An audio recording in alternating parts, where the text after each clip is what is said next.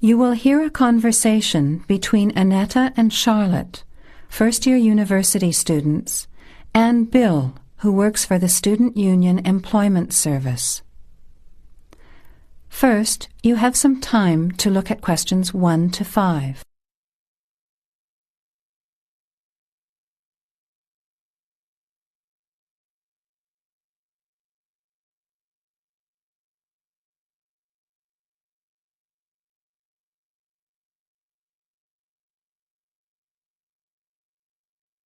Now, let's begin. Answer the questions as you listen. You will not hear the recording a second time. Listen carefully to the conversation and answer questions 1 to 5. Hi Bill, this is my friend Charlotte. She's doing first year science too. Pleased to meet you, Charlotte. Annetta told me you want some part-time work. Now, I just have to complete your details on the computer. What's your surname? Johnston. With an E? Yes, Johnstone.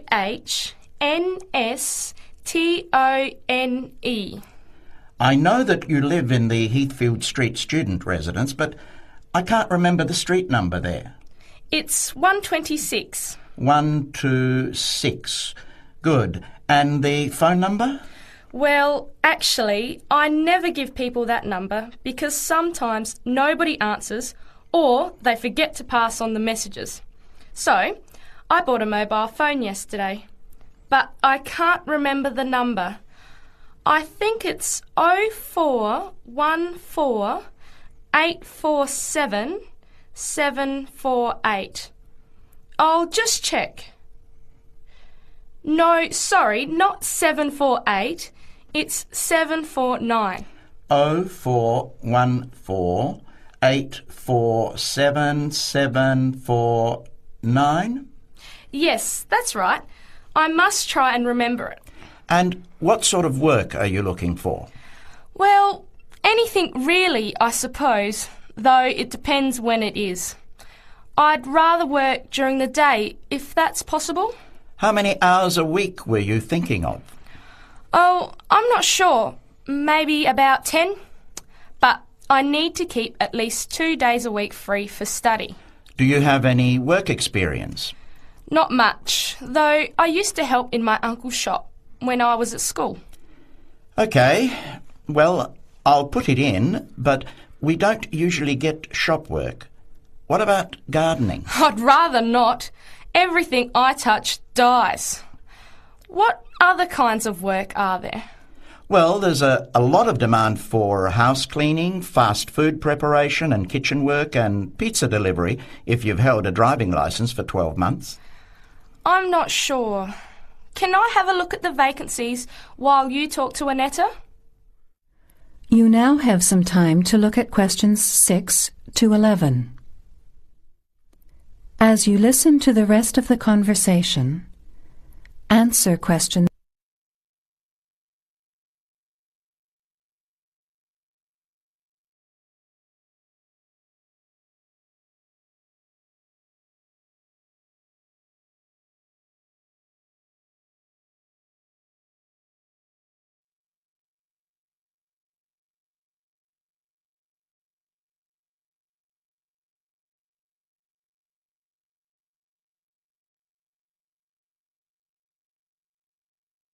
Bill, I'd like to change my job.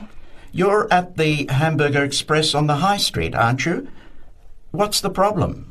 Well, I never know what hours I'm going to work. I start at 7 p.m. and I'm supposed to finish at 11 p.m, but sometimes they keep me until 2 or 3 a.m. Yes, that is a bit late if you have to make a 9 a.m. lecture the next day. And the other thing is the pay. They're supposed to pay me on Thursdays, but they never pay me on the correct day, often not until Friday or Saturday. A few weeks ago, I had to wait until Sunday. They said their son was sick, so they couldn't get to the bank, but they're always making excuses. Yes, that doesn't sound too good. Would you be interested in pizza delivery? You need to have a driving licence. Yes, I've got a licence, but I think I'd like to change from working in the evening. Are there any day jobs available? Well, as I told Charlotte, there are several cleaning and gardening vacancies. And this childcare job that just came in this morning. Do you like children? Yes, I do, actually. What's the job? Let's have a look. Collect the boy aged 4 from kindergarten at 3 p.m. Pick up the other 2 girls who are aged 6 and 9 from the primary school at 3:15. You take them home and look after them. The parents will be home by 7. That sounds quite good. What about the pay? It's the same as you're earning now, 4 hours a day, Monday to Friday, so 20 hours a week. You need to contact Mrs. Alicia Thompson. Her phone number is 91045629, and she lives in Springfield. I've never been to Springfield. I hope I don't get lost. Don't worry. It sounds quite straightforward. Let's have a look at the street directory. The Thompsons live here in Tulip Street, number 252. So you catch the 631 bus, get off here next to the post office in Daisy Terrace.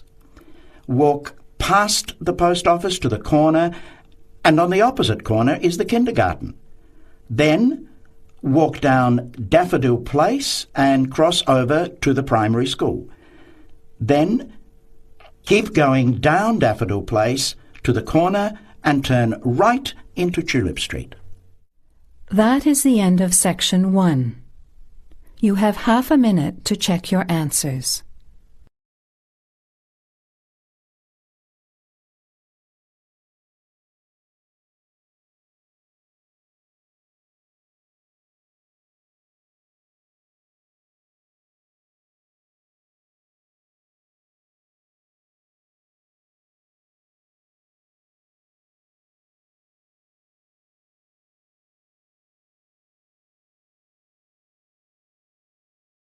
Now turn to Section 2.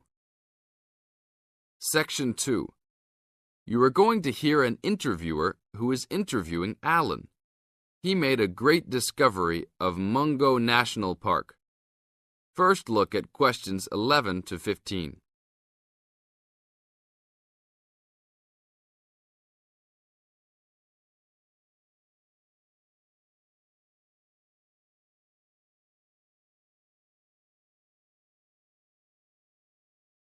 As you listen to the first part of the interview, answer questions 11 to 15. An event occurred in 1996 over a period of 3 days that attracted considerable attention at the time and led to a new find in Mungo National Park, which is the focal point of the Willandra Lakes World Heritage Area in New South Wales, Australia. I talked to Alan Moore, the organizer of this trip, about his experience. Alan, what was the purpose of your trip? Well, as you know, I love the outback and lead tours of people wanting to go into more remote parts of the country. However, I thought it was time for me too to have a holiday. So I packed up my family and we went to Mungo National Park. Why did you choose this location? It holds a record of Aboriginal life stretching back over 40,000 years. And of course, I wanted my young kids to be amazed by the main feature of the park, the remarkable Walls of China, as they're called, where wind and water erosion have exposed this long history. I see. What was the weather like? It was unusual for that time of year. The rain was just one continual downpour after another. We were always soaked to the skin. So we decided to cut our holiday short and only stayed 3 days in the end. However, it was eventful. The obvious problem was to get back to the nearest town, a small place called Burunga. But the dirt roads out there are always impassable after rain, so we settled down for a long, wet wait in the park. We didn't really mind because the scenery was so interesting. However, the kids wandered away without our noticing, and eventually we realized they must be lost. So we used our two-way radio to contact the park rangers and the police, and a helicopter was sent. Luckily, the kids were found within a few hours, but they'd made an important discovery. Now look at questions 16 to 20.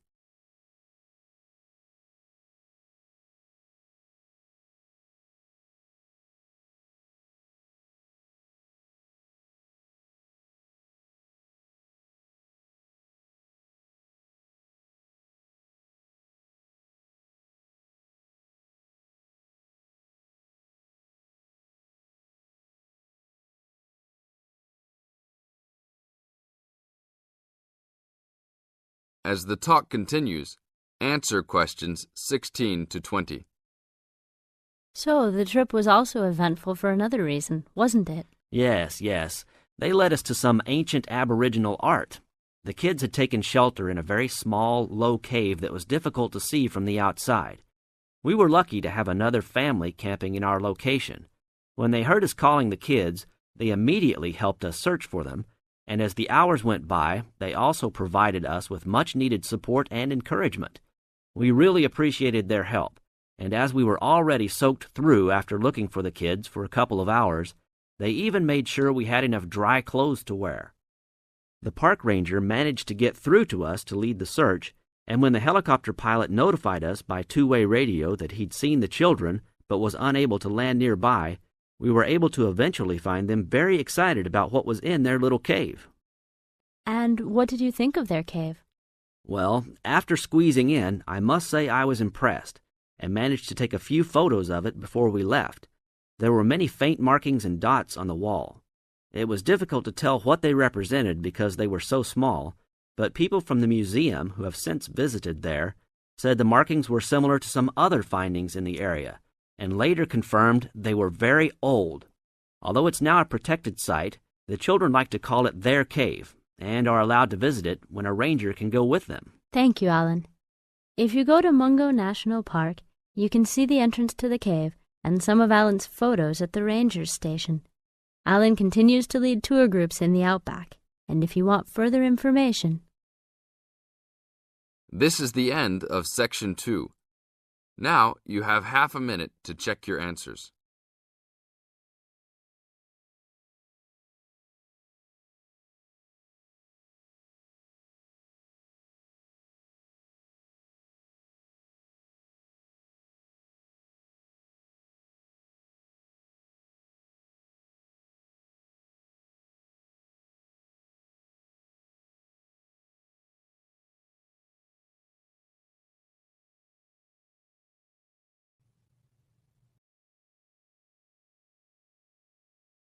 Section 3. You are going to listen to a conversation between two students talking about a lecture they have just attended. First, look at questions 21 to 24.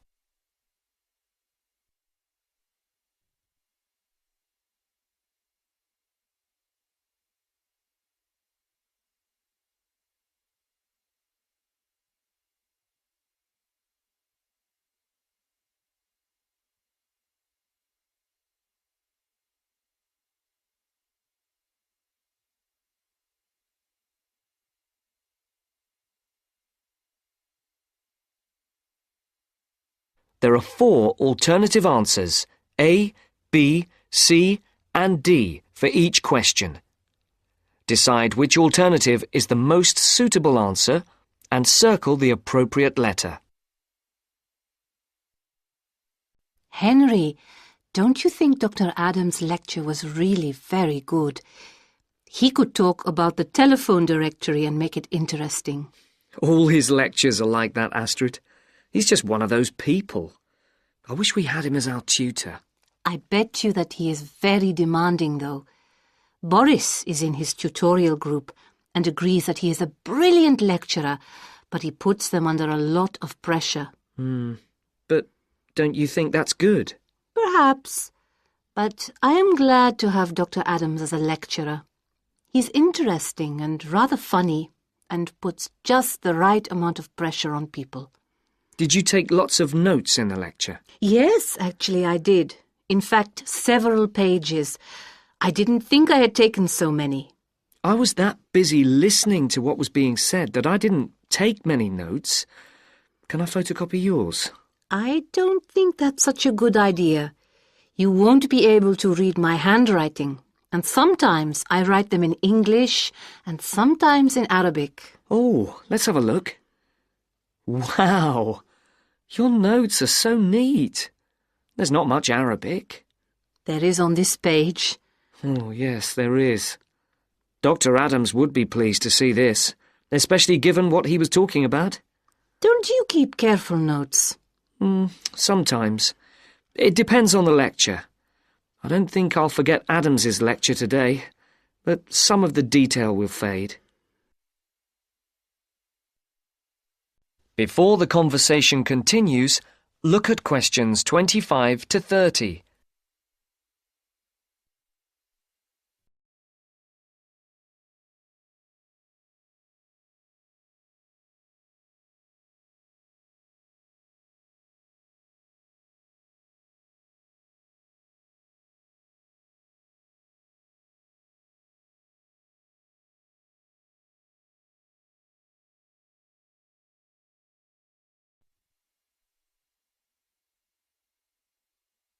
I type up everything afterwards so you can have a copy then and you can fill in anything I have missed.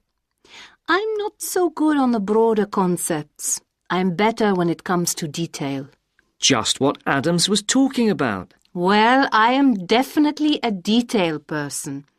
I need to have everything written down before I As can you get the listen concepts to the next part of clear the in my conversation, And write I no am more the than complete 4 opposite. words for questions I find all the 25 detail to clutters up 27, my mind and I get and very for questions frustrated, 28 to which 30, was just what he was on write about. no more than 2 He mentioned words a book he'd for written. each answer. He mentioned several. The one on space and the individual? Yes, called MySpace. It's on the book list. So it is. I think I'll get that out of the library or get my own copy. Did you get what he said about spatial awareness? I didn't really. Yes, it was fascinating. I can't be as eloquent as Adams was, but I know several people who are frighteningly intelligent, but they have difficulty reading simple directions, even when getting to places that they know very well. I find that difficult to understand. Everyone learns the way to walk to the shops and things like that. You mean just the way people learn spelling? You know, people misspell words, make mistakes in countless areas of their lives, and going in the right direction is just the same. Remember what Adams said about the number of people who cannot tell left from right, north from south, and so on? Do you know which way is north? It's, that way. You see? I couldn't have told you that. Really? I haven't a clue which way is which. That's why I'm always getting lost when I go out on my bike, and put me in a completely new place and I am totally lost. What about maps? I'm hopeless at reading them. But then you're brilliant at writing essays and getting all the ideas down in the right order, and I don't know where to start. Again, just what Adams was talking about. What we need to do is combine our skills. You teach me to cope with detail, and I'll teach you how to string concepts together. Okay, we can do that. Which way's the library? It's... you're making fun of me. That's the end of section 3. You now have half a minute to check your answers.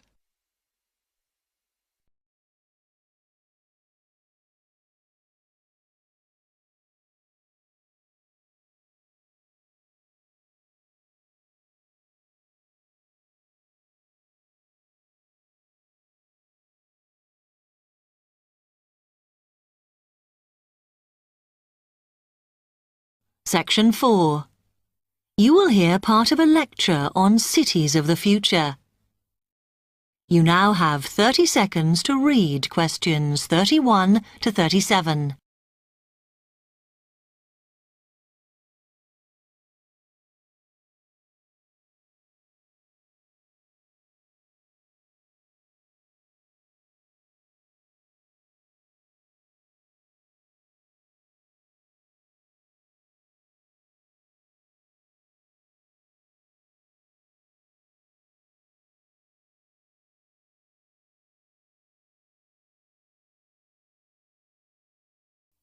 OK, we've been looking at how societies will develop in the future and at the increase in the size of cities. So I want to talk to you today about the key considerations in these cities of the future. There are 3 key elements I want to look at, and these are the new features they will have, issues of size, and the main problems to be considered. First of all, individual transportation will be a big factor in these new megacities as public transport becomes unmanageable. there'll be a huge rise in the use of segways, which are personal transporters like motorized scooters. As a result, and partly also to reduce pollution, roads will be altered so that they are narrower and will take up less of a city's space than they do currently. Naturally, this is a major change to the infrastructure, and something that may hinder it is the huge amount of investment it will require. The next thing is, what is going to happen to the commercial areas? We do not want these to become even larger concrete jungles than they are at present, so we have to look at design. And current designs for city development include building gardens on the roofs of these buildings to make a more pleasant environment for workers. And you may think that these areas will expand to cope with increased commercial activity. In fact, the prediction is that they will cover 1/5 of the area that they do at present as we build upwards. The exception to this is shopping centres, which we predict will expand with more and more temperature-controlled malls. What may cause difficulties is that the superstores will be confined to the outer edges of the city, as they will be too big to fit into the new malls. Then, of course, there are the residential areas, and these will undergo their own changes. One particular development will be houses which are built from glass, as innovations in this material allow it to provide light without causing problems with temperature inside a building. The residential areas will not be allowed to expand without limit, as happens in some areas at present, and their size will be restricted to a population of 15,000. One issue, which has yet to be resolved, and I'm not sure it ever will be, is how we manage to house older residents. They will be increasing in numbers as time goes on. Finally, how will these cities live? We know we have limited energy sources, so what will we do? Well, something currently in development, which will be a feature, is that waste is going to become an energy source. For example, to provide gas in homes. Also, as new technology and systems are developed, we will find that energy plants will become smaller. Another energy source we could use, but one which raises issues of having enough space and too much noise, is wind farms. Because of the problems, I'm not convinced these will be the grand solution to our energy problems that we thought they were going to be. You now have 15 seconds to read questions 38 to 40.